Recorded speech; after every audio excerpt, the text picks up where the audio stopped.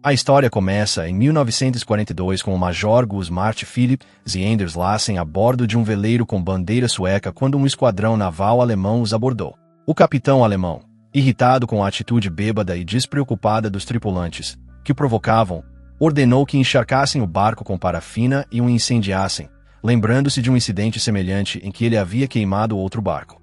No entanto, os alemães logo descobriram um atirador, Henry Reis, escondido embaixo do convés, que imediatamente abriu fogo.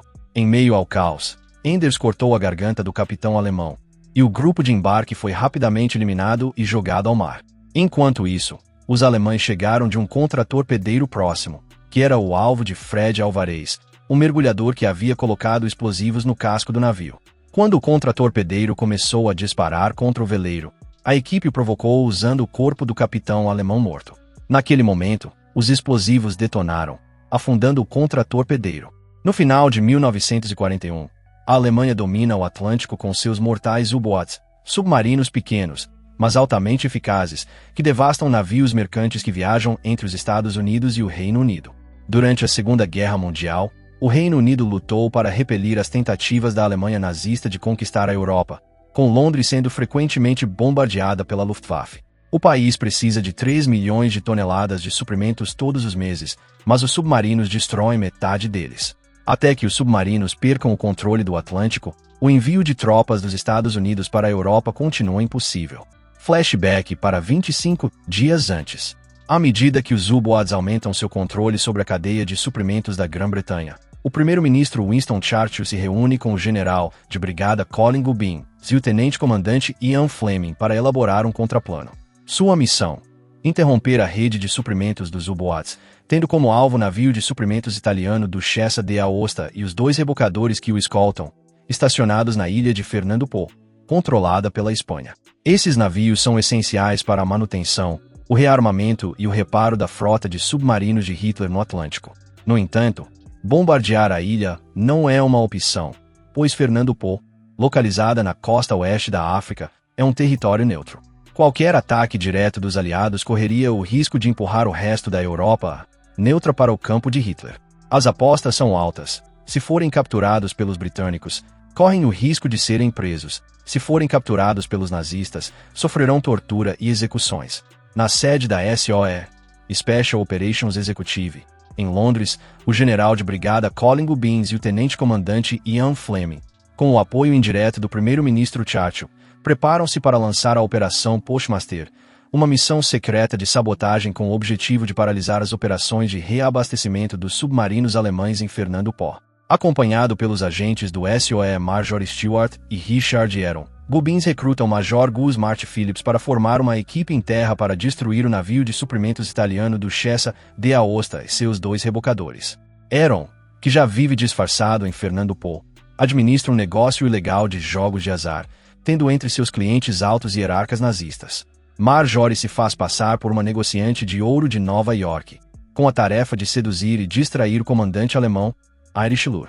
A equipe tem apenas 44 dias antes que os nazistas transfiram suas operações para outro lugar, e a tarefa de Aron e Marjorie é garantir que a duquesa seja totalmente abastecida, tornando sua destruição estrategicamente útil.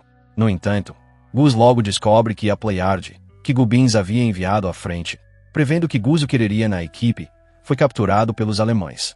Acreditando que a Pleiade possui informações vitais necessárias para o sucesso da missão, Gus e sua equipe alteram o curso para uma área controlada pelos nazistas nas Ilhas Canárias para tentar um resgate ousado.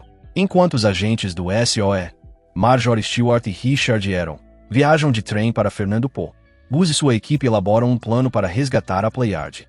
Durante a viagem, Marjorie e Aron roubam discretamente a mala de um oficial militar alemão, descobrindo o manifesto de carga do Duchess, que detalha um carregamento crítico: 400 torpedos de classe B, 5.000 toneladas de diesel e 10.000 filtros de coal. Depois de registrar rapidamente as informações, eles devolvem a mala sem perceber. Gus e sua equipe chegam a La Palma, mas descobrem que um oficial alemão de alto escalão já está lá. Percebendo que, se a Pleiade for movido, eles nunca mais o verão, Gus toma a corajosa decisão de lançar a operação de resgate em plena luz do dia. Apesar dos altos riscos, Gus e sua equipe permanecem calmos, compostos e quase brincalhões enquanto invadem um acampamento militar alemão fortemente armado. Dentro da sala de comando, Enders avista a Pleiade e, sem hesitar, lança um ataque solo, derrubando todos os soldados alemães na sala com uma única faca. Enquanto isso, Marjorie e Aaron logo chegam a Fernando Po e começam a se preparar para a chegada de Gus. Marjorie, fingindo ser uma negociante de ouro, seduz o comandante da SS Irish Lure, ganhando sua confiança enquanto negocia a compra do ouro que ele está vendendo. Para criar uma distração quando o veleiro de Gus chegar, Aaron organiza uma grande festa em seu clube e no porto para desviar a atenção dos alemães. Ele também recebe informações cruciais de seu amigo, o capitão espanhol Bineia, que se ressente da presença alemã em sua cidade. Bineia informa a Aaron que a duquesa está pronta para partir 3 dias antes do planejado, o que aumenta a pressão sobre a missão. Quando Gus recebe uma mensagem de rádio urgente, ele toma uma decisão arriscada: navegar diretamente pelo bloqueio naval britânico da África Ocidental ocupada pelos nazistas. Esse atalho encurtará a viagem em 3 dias, mas se sua missão, não autorizada, for descoberta, eles correm o risco de serem presos imediatamente. Enquanto isso, a Alemanha intensifica seus esforços de guerra lançando uma campanha de bombardeio aéreo sobre Londres. Enquanto isso, em Fernando Po, Aaron e Marjorie procuram a ajuda do príncipe local Cambili Kalu, solicitando um rebocador para encontrar a equipe de Gus do lado de fora do porto. Percebendo o que está em jogo, Cambili não apenas concorda, mas também fornece mais homens para ajudar a assumir o controle do porto caso encontrem resistência dos alemães. Na noite do ataque planejado, Aaron organiza 2 festas simultâneas, uma para os oficiais e outra para os marinheiros, certificando-se de que ambos os grupos estejam bem ocupados, com prostitutas suficientes para entreter cada participante.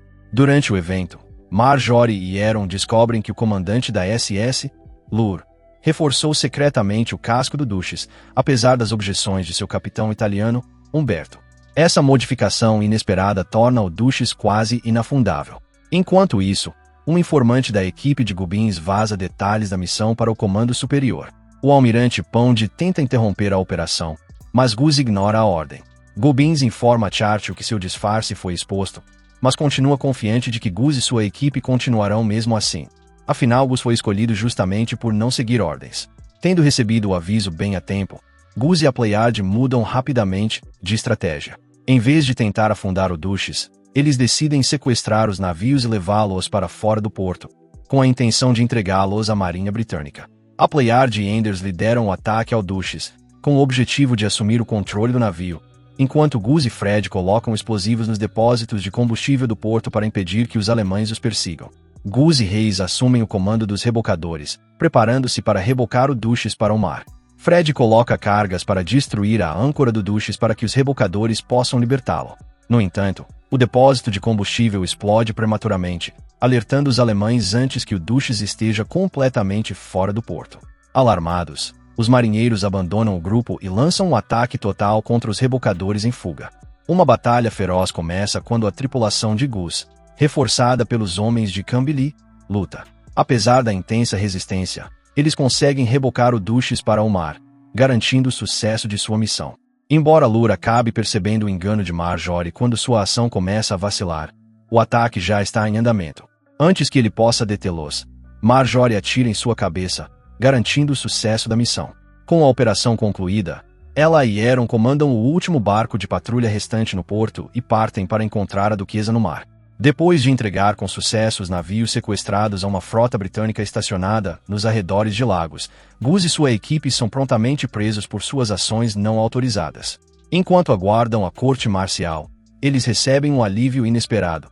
Churchill intervém, não apenas resgatando-os, mas recrutando-os oficialmente em seu novo Ministry of Hood War.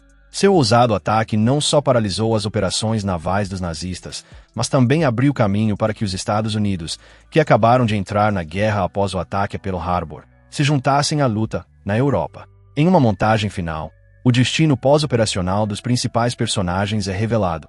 Gus se torna um célebre herói de guerra, liderando várias incursões bem-sucedidas antes de se casar com Marjorie, no início de sua carreira de ator. A Pleiade recebe vários elogios por seu papel na missão, aparentemente para a diversão do rei. Hayes se torna um espião lendário, famoso por ter sobrevivido a um ano inteiro de tortura nazista sem nunca ceder. Lassen continuou a realizar incursões de alto risco fora da unidade, até sua morte em 1945. Se você gostou deste vídeo, deixe um like e inscreva-se. Obrigado por assistir.